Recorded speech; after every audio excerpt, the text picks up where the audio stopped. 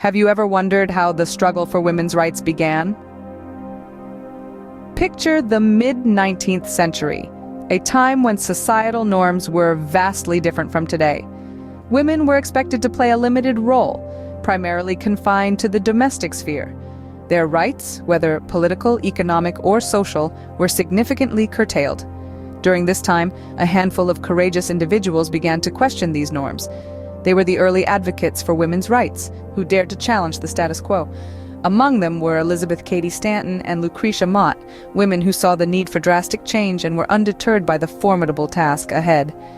These pioneers initiated conversations, penned essays, and held meetings, laying the groundwork for what would become a comprehensive movement for women's rights. Their relentless efforts and the rising wave of discontent among women gradually led to a turning point. In the midst of this struggle, a landmark event was set to take place, the Seneca Falls Convention. The year was 1848, and in a small town named Seneca Falls, the first women's rights convention was about to make history. It was no ordinary gathering. It was a beacon of hope, a platform for change. Two women, Cady Stanton and Lucretia Mott, took the lead, organizing this groundbreaking event.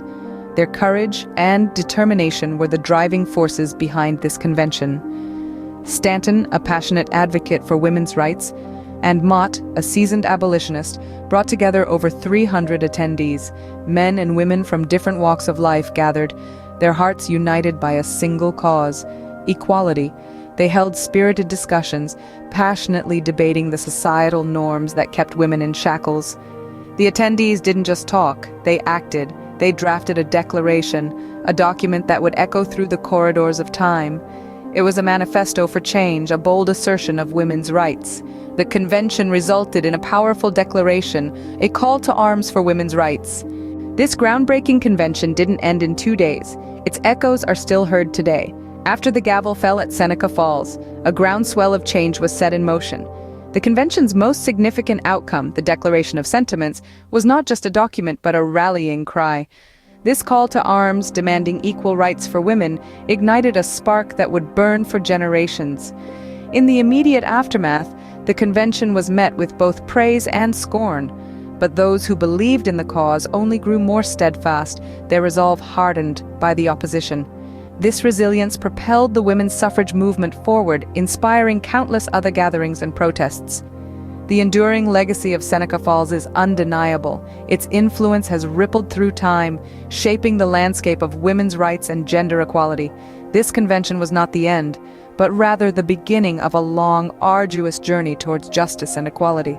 The Seneca Falls Convention served as the catalyst for a fight that continues even today. So why do we remember Seneca Falls? The answer lies in its profound significance. The Seneca Falls Convention of 1848 was not just a meeting, it was the birthplace of the women's suffrage movement in the United States. It was here that the call for equal rights for women was first loudly and clearly articulated, setting a precedent for all future advocacy. The convention not only sparked a discussion on women's rights, but also laid the groundwork for future debates and reforms. It was a beacon of hope, giving women the courage to demand their rights and the conviction to fight for them. The Seneca Falls Convention was a catalyst, a rallying point that galvanized an entire movement.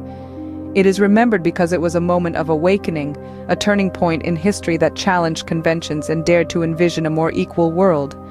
The Seneca Falls Convention is a testament to the power of collective action, marking a significant milestone in the ongoing struggle for women's rights.